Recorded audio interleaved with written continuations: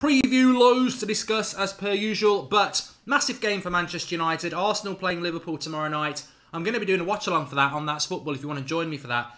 Very, very interesting. I think if Arsenal drop points, Liverpool obviously get a firmer hold on the title, which we don't want, but then we get closer to Arsenal if we beat Bournemouth. Chelsea travelling to Palace. If Palace can do us a favour, we can close the gap on them. So big, big weekend for Manchester United against Bournemouth, who interestingly have lost 3 of their last 4 games. And in that last 4 Premier League games, they've played Liverpool at home. They lost 4-0. They played Spurs at the weekend. They got beat 5-0. They're struggling. Bournemouth are struggling. And we'll talk more about that in a minute. A lot of things going on about the Antonio Valencia thing as well in the Manchester United fan base at the moment. I don't know what your thoughts are. We'll pick up on it in a little while. But Ole Gunnar Solskjaer, if you've not seen his press conference reaction, that's on the United Stand. You can go and watch that after this or now if you want to get the bit before. But basically saying that his captain, despite it being De Gea and Young in his first 2 games, Manchester United's captain is Antonio Valencia. And he said that there's very few better right backs than him going forward in world football. I don't know whether he's been watching United recently. I mean, he's the equivalent of juggling a hot potato, isn't he? You know, hot potato in the hands. Ooh, ooh, ooh, ooh. Valencia with the ball at his feet. Ooh, ooh, ooh, ooh, ooh. He's got more step-overs than something that steps over a lot of things. I should have said he's got more step-overs than me in a cowpat field. But realistically, I just don't get it with Valencia. I don't get it. He's not one of the best right-backs in the world. He's not one of the best attacking right-backs in the world.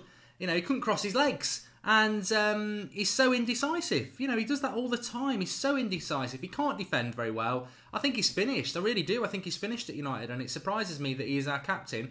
But I also think it's very important that we do keep the debate open, because Solskjaer said it himself. You know, United are making progress, but there's massive, massive hurdles to climb, and you know, we need to keep these sort of things on the agenda. That, you know, these players are not good enough. They're the deadwood. This is the deadwood that we had under Van Gaal, we had it under Moyes, we had it under Mourinho, and we've kept this deadwood. And for me, he is one of those deadwood players. So interested to think what your thoughts are on that.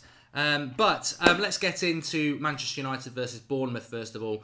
As I said, Bournemouth, they're down in 12th position at the moment. Now, they were always the team that kept... Remember the bad old days with Jose Mourinho. Bournemouth were always the team that we were looking at their fixture, because if they won, they would go ahead of us and we'd drop down to 7th or 8th. That's not going to happen now. We've got a 6-point gap with them. And couldn't find a cross in a church, says Matt Powell. Keep them coming. I love the analogies, as you know. Or the anal-ologies, as I called them the other day when I was very, very drunk. I was a little bit drunk on the watch-along on Boxing Day, but that's what Christmas is all about, isn't it? But no, we're 6 points clear of Bournemouth now, so we're finally starting to put a gap between us and those teams behind us, and we're looking up again. But to be fair to Bournemouth, they are 12th, but I think there's only 4 points separating 12th and 7th. Or it may even be 2 points. I wrote it down somewhere. 2 points separating 12th and 7th, so you got all the Watfords and all that crap, really.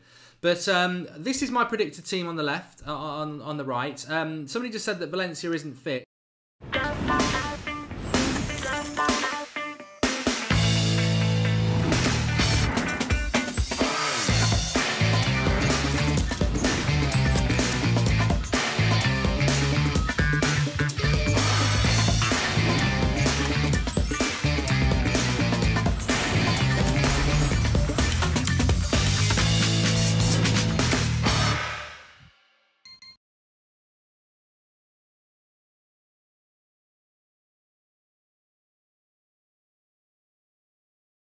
Anthony Martial, he's not been classed as injured. He was available for the Cardiff game and we didn't use him. I think there are struggles, there are elements of issues with Valencia's fitness, as Ollie said. But I think that we played Bournemouth on Sunday at 4:30, and then we're playing Newcastle away on Wednesday. Now they're 2 big games for United, and I think this is where rotation will come in. I don't think it's going to be the rotation we would like to see. I don't think it's going to be seeing youngsters. I don't think it's going to be seeing Pereira or Fred or someone like that. I think we're going to see the rotation of the usual deadwood. You know, we'll probably see game time for people like Fellaini, Ashley Young, Phil Jones, Antonio Valencia. And I think Luke Shaw's played 2 games in a row. And I think Luke Shaw's probably more important for the Newcastle game. So I think Young will play at left back. I think Valencia will come in at right back for that reason. And I think we'll see Eric Bailly, because at the moment Phil Jones is obviously first choice centre back. So which game would you play Bailly in? You're probably going to play him in the the home game. So I think we will see Bailly with Lindelof and Jones rested for the Newcastle game. Midfield three, I think he's got to go Matic, Pogba and Herrera. He's got to go with the strongest midfield three at the moment, and they certainly are our strongest midfield three right now. And Martial, I think, will be back after the two Bob bits, and Lingard will go back to that right-hand side. He struggled on the left-hand side against Huddersfield. Mata dropping down to the bench and Rashford up front. Alexis Sanchez obviously is available, as we understand it, as is Lukaku. And I do think Sanchez has got to get minutes in this game. I think we'll see Sanchez at least half an hour in the second half against Bournemouth. He needs the minutes, and I agree with that. So looking forward to seeing a bit of Alexis Sanchez. Imagine if we got Adama Traore for the right, says Ewan Berry. He's still very rough. He's still very rough. Yeah. He needs smoothing out a bit, but they did just lose 5-0 to Spurs, Murray. And I mean, what's gone wrong with Bournemouth? Let's look at Bournemouth for a minute, because that's what it's all about. It's a preview of Bournemouth, isn't it? And I think with Bournemouth, very good team. And I do want to talk about Eddie Howe, because a lot of you were saying a few weeks ago you want Eddie Howe as your coach. As I said, they've had a very bad December. Lost a lot of games. Man City beat them at the start. They must be bad to lose to Man City, because they'll lose to any old shit at the moment.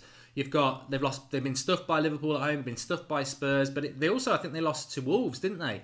They're struggling, Bournemouth, but Bournemouth have had an eternal nosebleed this season up until December anyway.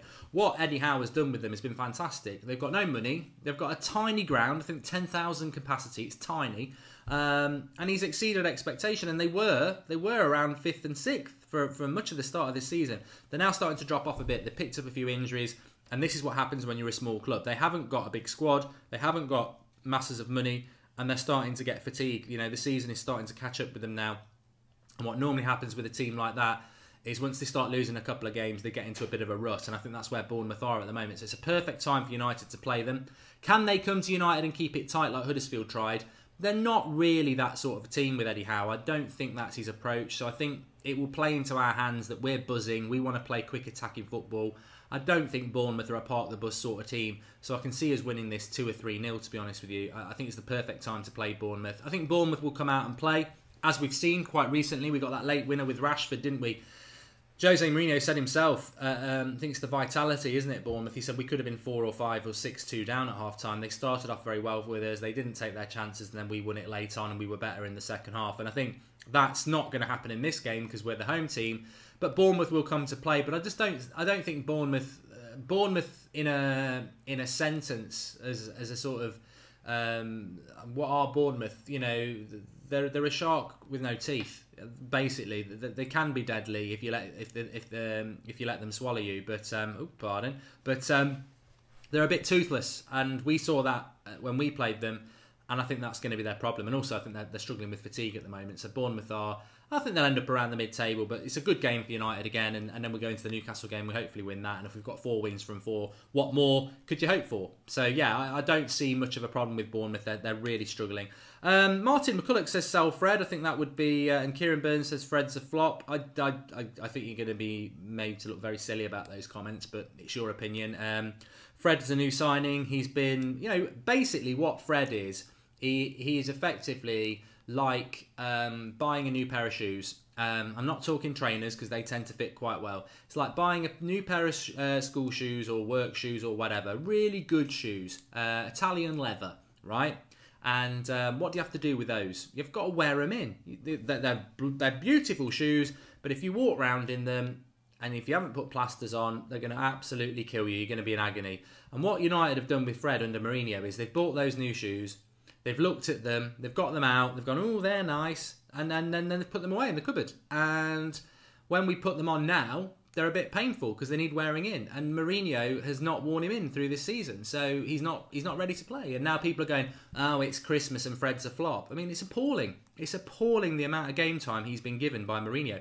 And let's not forget, I was at that Wolves game. He scored a goal. He nearly scored a free kick just before half-time. Then he got took off after 60 minutes. He was the best player on the pitch.